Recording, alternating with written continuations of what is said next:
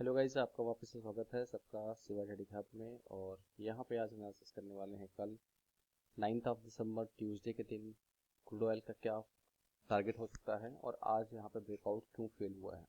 उसके बारे में भी अभी हम लोग डिस्कस करेंगे कि आज का ब्रेकआउट क्यों फेल हुआ है। तो चलिए देख लेते हैं एक बार के लिए। तो क्लियरली मैंने आपको अगर जो कल एनालिसिस की वीडियो बनाई थी, अगर आपने वहाँ पे सुना होगा तो अच्छे से मैंने बार बार कहा कि 60 का जो लेवल है वो 60-500 जहाँ से रेसिस्टेंस ले रहा है, मैंने जाके आप वीडियो को सुन लीजिएगा। मैंने क्लियरली कहा 60 का एक रेसिस्टेंस है। ओवरऑल क्रूड का मार्केट मैंने क्लियरली कहा कि पूरे साल सेल ऑन बाउंस का ही रहा है और मार्केट में निगेटिव चीज़ें ज़्यादा हैं, पॉजिटिव चीज़ें कम रहती हैं। तो या तो बाई ऑन डिप आप करो या तो सेल ऑन राइज करो। अब ब्रेकआउट जब हो रहा है तो वहाँ पे आप सेल ऑन राइज नहीं कर सकते हैं क्योंकि 15 डेज बाद वो ब्रेकआउट हो रहा था। आप बाई ऑन डिप उस केस पे कर सकते हैं। तो ये क्रूड ऑयल का चार्ट, अगर आप इंडिया की बात करते हैं, क्रूड ऑयल एमसीएक्स इंडिया की बात करते हैं, तो यहाँ पे लगा हुआ है आवरली चार्ट। और यहाँ पे जो अप मूव थी करीब 5460 के आसपास थी। 5450 पे मैंने आपके सामने ही दिखाया था। मैंने फ्राइडे को यहाँ पे प्रॉफिट बुक करने की सलाह दे दी थी। जो लॉन्ग हमने किया था नियरली अराउंड 5300 पे, तो 15,000 रुपये सिंगल लॉट से क्रूड ऑयल का फ्यूचर से प्रॉफिट हो चुका था वहाँ पे। और अगर अभी के लेवल की बात करें तो मैंने आपसे ये भी कहा था करंट एक्सपायरी ट्रेड मत करिएगा, अगले महीने की जनवरी एक्सपायरी में ट्रेड करिएगा। और 5300 के 60 के आसपास जितना ज़्यादा मिल जाए बढ़िया है। 5360 तो बिल्कुल स्टॉप लॉस के आसपास ही है। तो 5320 एक सपोर्ट है, यानी कि यूएसएल की हम बात करते हैं तो 58,700 का सपोर्ट है अच्छा वाला। और ठीक ठाक सपोर्ट 58,300 और 57 पे तो डबल ट्रिपल बॉटम बना हुआ है। तो मतलब नीचे $2 का मतलब हुआ कि नीचे अगर आप बात करते हैं तो अगर आप लॉन्ग टर्म ट्रेडर हैं, अगले महीने की एक्सपायरी अगर आप ट्रेड करते हैं तो आपका जो स्टॉप लॉस बनेगा 5270 का बनेगा। 5350 यहाँ पे मार्केट चल रही है। वापस से टारगेट जो बन सकता है आपका 5450 का फिर से बन सकता है, क्योंकि एक रेंज है जो रेंज प्ले कर रहा है ये 5150 से लेके 5450, क्योंकि यहाँ पर 16 तारीख को एक्सपायरी होने वाली है, जिसके चक्कर में दोनों तरफ के स्टॉप लॉसेज भी खा रहा है। तो अभी की बात करते हैं कि आज का क्या न्यूज है, क्या है। तो मेरे हिसाब से अभी जो न्यूज आई है रिसेंट, एक तो अभी भी अर्थक्वेक आया है, कोई के हिट हुआ है जापान में। 7.2 मैग्नीट्यूड है इसका। और T tsunami advisory issued for parts of northern Japan. तो ये आई थिंक पॉजिटिव होना चाहिए क्रूड के लिए मेरे हिसाब से, क्योंकि अगर कभी भी किसी भी जगह पे अगर भूकंप का या इस तरह से चीज़ें होती हैं तो क्रूड का जो क्योंकि समुद्र के रास्ते ही ये सब चीज़ें इंपोर्ट की जाती हैं, तो ये फिर शॉर्टेज हो सकती है। पहला एक ये पॉजिटिव न्यूज़ है। दूसरा, अभी भी एक न्यूज़ हिट हुई थी कि ईरान जो है अपने एक बहुत बड़े जो प्रोडक्शन होने वाला होता करता है, ईरान जो है वहाँ पे अपना बहुत बड़ा प्रोडक्शन बंद कर रहा है। ये न्यूज़ मैंने भी ग्रुप में शेयर की है। ये एक न्यूज़ आई है बेबी, मैं आपको शेयर करता हूँ। Iraq shut down entire West Qurna two production of around 4,60,000 barrel due to an export pipeline leak. तो ये भी एक पॉजिटिव न्यूज़ है, जिसकी वजह से 5370 जो जनवरी फ्यूचर चल रहा है, और जनवरी की 5500 की सी 158 चल रही है, और 6000 की सी जो है 5000 चल रही है। क्योंकि मैं आपको बताता हूँ कि जब भी 3 दिसंबर यानी कि पिछले फ्राइडे से लेके हम लोगों ने जनवरी का कॉन्ट्रैक्ट ओपन हो चुका है 5500 की सी और 6000 की सी, इसी में हम लोग ट्रेड करते हैं। तो मैंने जब भी फोकस करते हैं कि 10 दिन कम से कम लेके चलते हैं कि क्रूड में 10-15 दिन पहले से ही अगली एक्सपायरी ट्रेड करने लगते हैं। तो यहाँ पे मैंने 5500 की सी, 5375, 5320 की स्टॉप लॉस है। क्रूड ऑयल फ्यूचर जनवरी वाला लॉन्ग दिया है 5450 के टारगेट के लिए। 158 पे दिया है 138 के स्टॉप लॉस से बीटीएसटी पोजिशनल रहेगा। और ये सारे ट्रेड कॉल दिए हैं, तो ये आप देख सकते हैं एमसेक्स इंडिया का अगले महीने की एक्सपायरी में ही ट्रेड करता हूँ, जो कि मैंने आपको बार बार बताया। क्योंकि एक्सपायरी टाइम पे कोई टेक्निकल काम नहीं करता, जिधर जो बंदा ट्रैप हुआ निफ्टी आपने आज देखा ही होगा, उसकी उस तरह से लगा दी जाती है। तो 5300 एक इम्पोर्टेंट सपोर्ट है, जैसे कि कहने का मतलब 58,500 और 58,200 से लेके अगर बात करते हैं यूएस ऑयल की, तो उस पर भी अभी बात करता हूँ। यहाँ पे जो हमारा फ्राइडे वाला जो मूव था वो था आई थिंक 5350 से 5450 तक लगभग गया था। ठीक है, फ्राइडे वाले मूव में। तो ये मैंने आपको बता दिया कि ये सही लेवल है 5320 के स्टॉप लॉस के पास। जितना आपको मिल जाए 5270 का आपका स्टॉप लॉस रहेगा। अभी आपके पास ट्रेड में लगभग 40 दिन से ज़्यादा बचे हैं, क्योंकि 16 तारीख को एक्सपायरी है।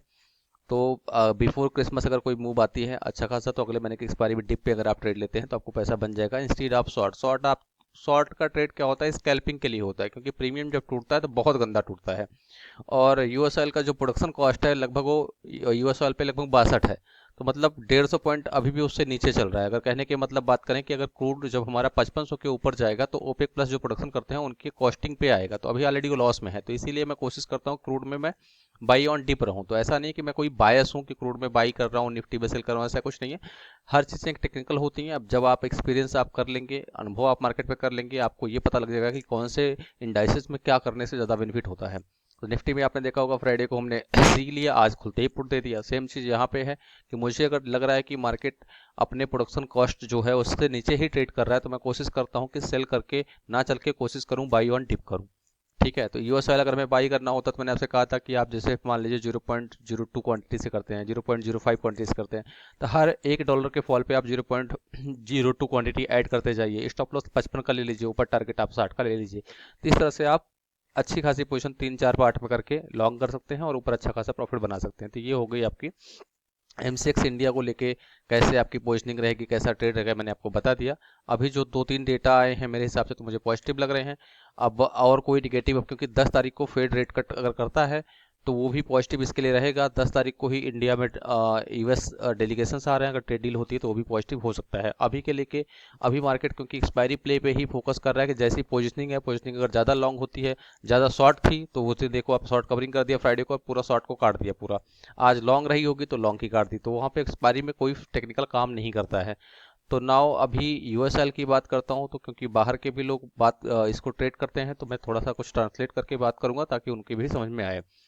तो USL right now trading at 59 point around 170, we can say that 59 level. Okay, so if you are going to buy some quantity at 59, then your SL would be around like 575 57500. That means in India we can say like 5270 in MCX India.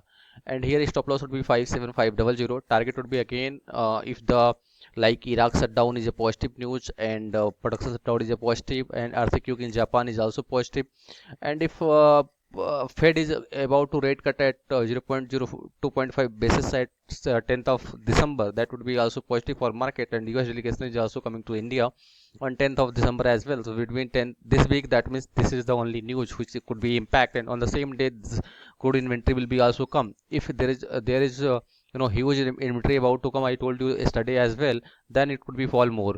So because already it has been fall, it was like trading at like 57 nearly on data of 26th of November. So since that from last 2 weeks it's just decaying the premium in India, like all the strike price and daily giving like 0.50 to the upside, that you can say that the downside range is maximum is a 57, upside maximum range is right now is a 60. So if you are like bullish bias, then you can make the positions in on every $1 fall like 0.5 0.10 quantity. And if you are bearish mindset person, then you can trade like 5400 in India. That is a huge resistance right now. And on the USL forex trading, you can say that 60 is a resistance. So near 60 stop loss would be the 60, and you can trail the profit in the short time, short in. But I would be suggest that if you are going to the buy end, and that would be around good positioning. So if you are buying at 59, then some quantity as 58, and final quantity would be 57. Stop loss would be like 557 as well. And the coming days target before Christmas would be around 60, 61, 62 as well. That's because in OPEC production cost is 62. So maximum days below 62 would be, I think, not possible. This is whole year, if you check that, it's given the negative return only because since Trump joined, he daily done some kind of BC, kind of tariff and others implementations. So that's make the negative impact, because right now he wanted to peace in the Russia and Ukraine, so he wanted to put more sanctions on the Russia. And right now that's why he wanted, because Russia is selling the oil to the different countries, making the money with that. And that because of that war is escalating. And Trump was Trump motto during the election period was that within 1 day, within 1 week, I will make a peace in between Russia and Ukraine. So that is not going to possible right now. So he is very frustrated right now. So this is the reason. And because of the maximum selling pressure is coming from through the USA only. So this is the reason this is not willing to go upside. And if it would be receive some positive news through the US President Trump, So then single day $2 $3 up move could become anytime any day. So I think buy on dip would be the better. Either if you are the scalper, you can do both side, near SL near 60, stop loss 60, you can make the short position.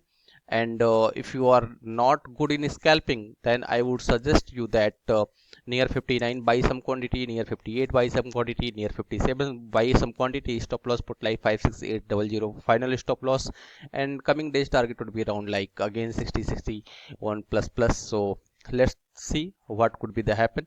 So right now, as I don't promote the current expiry, I told you that.